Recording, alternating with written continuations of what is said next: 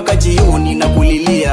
Kwenye mambo ya madili unanikimbia, ila nikitaja pesa unakuja haraka. Ni maneno mengi niko nasikia, sijui na uwaza nini niye kunikasirikia.